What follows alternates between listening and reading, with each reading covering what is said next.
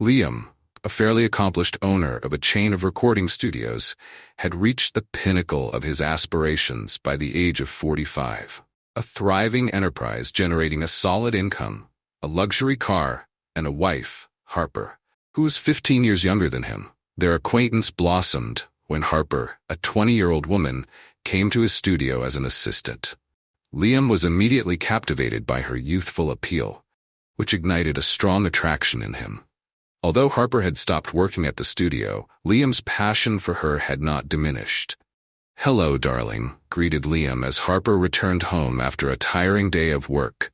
He embraced her warmly. Harper responded to his kiss with tenderness.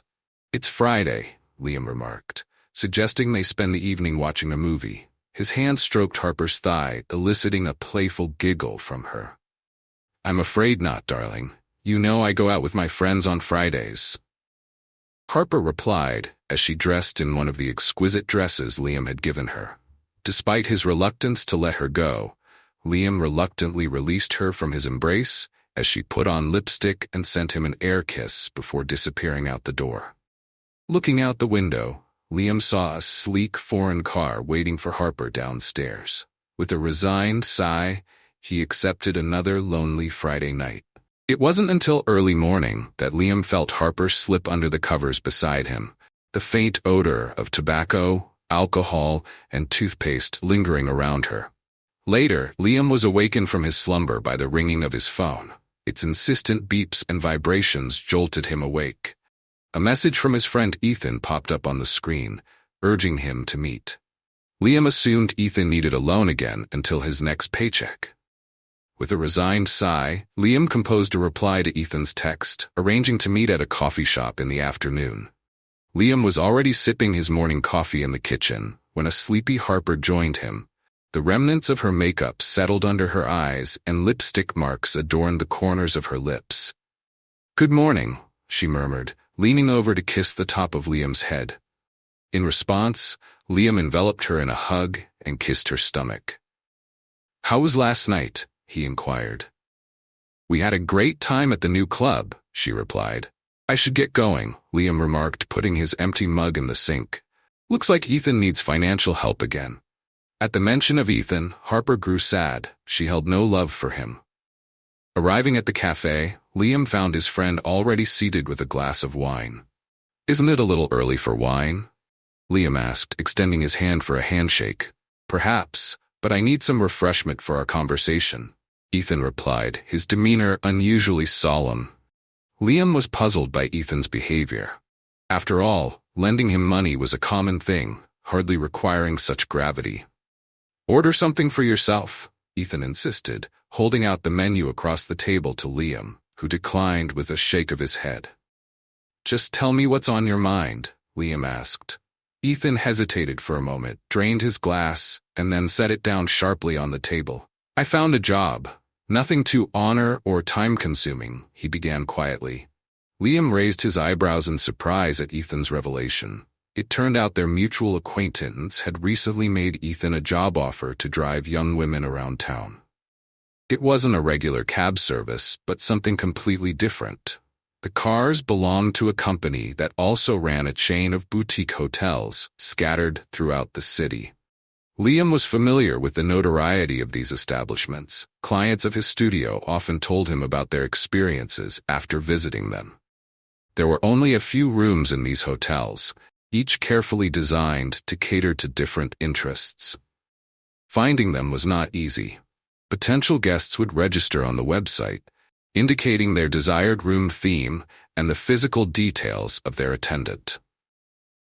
They would then receive information, and on the appointed day and time, they would be taken to the chosen hotel, where they would be met by a companion who matched their desires. Interrupting his friend's story, Liam raised an eyebrow skeptically.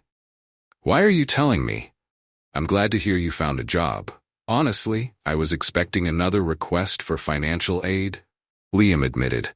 However, Ethan continued, insisting that Liam listened further.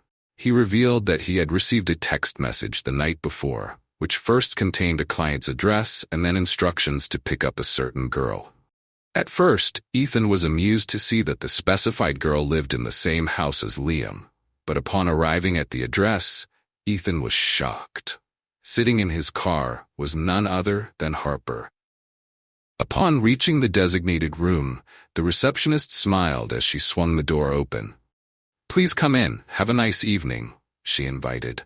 Stepping over the threshold, Liam looked around at his surroundings. Attached to the headboard of the bed was a fully undressed figure, exactly to specifications. Her eyes were hidden by a wide satin ribbon, dimly lit by the soft glow of candles that illuminated the room. Despite the semi-darkness, Liam could clearly make out the silhouette of his wife, Harper. With a leisurely gait, he walked to the bed and settled on its edge, gathering his thoughts. Harper stirred, nibbling on her lower lip, a gesture that never ceased to fascinate Liam.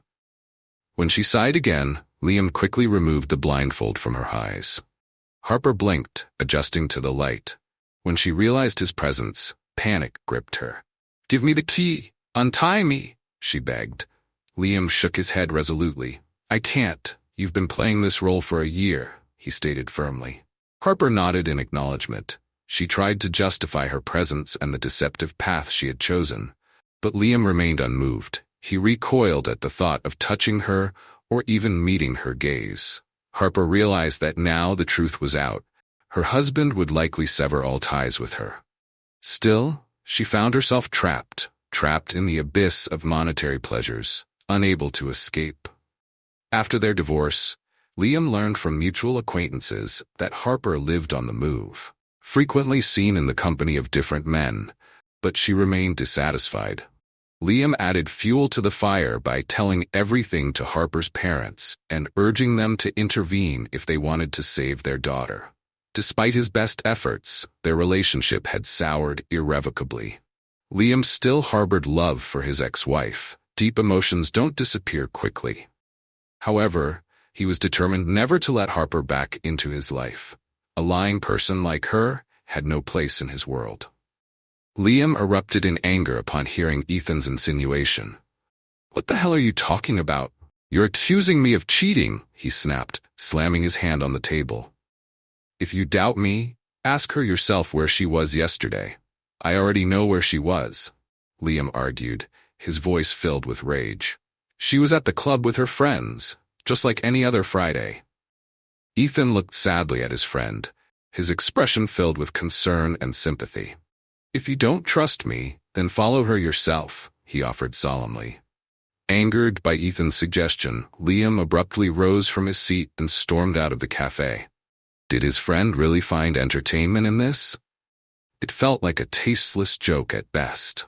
An hour later, a text message arrived on Liam's phone containing a link to a website. Without a word, he realized the purpose of the site and its implications.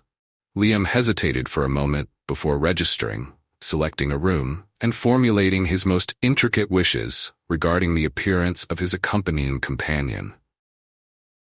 The week that followed dragged on interminably. Liam was consumed with thoughts of Ethan's words and the upcoming Friday. What if there was truth to his friend's claims? What if his wife hadn't just been spending evenings with her girlfriends, but had been deceiving him all along? Friday approached, and Liam finished his last meeting at the studio. He stayed longer than usual, not wanting to go home. Today, he decided to stay at the studio, waiting for the car that would take him to the infamous hotel. Harper had sent him a picture with a caption confirming her plans to spend the evening with friends. He scrutinized the picture. His wife looked radiant. An hour later, Liam received another text message, this time from an unfamiliar number saying the car was ready. Leaving the studio, he silently entered the waiting car. The interior was plunged into darkness, aggravated by the heavily tinted windows. After a short drive, they pulled up to a gray building, devoid of any signage or distinguishing features. "Head for the Azure entrance," the chauffeur ordered. Liam nodded obediently and got out of the car. When he reached the door, he felt a fleeting sense of uncertainty, but he gathered his resolve and pressed the bell. A coherent buzzer announced that the door was unlocked. Inside the hotel, the atmosphere was muted, shrouded in soft semi-darkness. Behind the receptionist's desk stood a young woman in a professional suit, her hair pulled back into a ponytail. "Good evening," Liam addressed her using an alias for discretion. "Would you like me to relieve you of your outerwear?" the receptionist asked. The girl accepted Liam's jacket from him as he lingered, staring off into the distance as she gestured for him to follow her.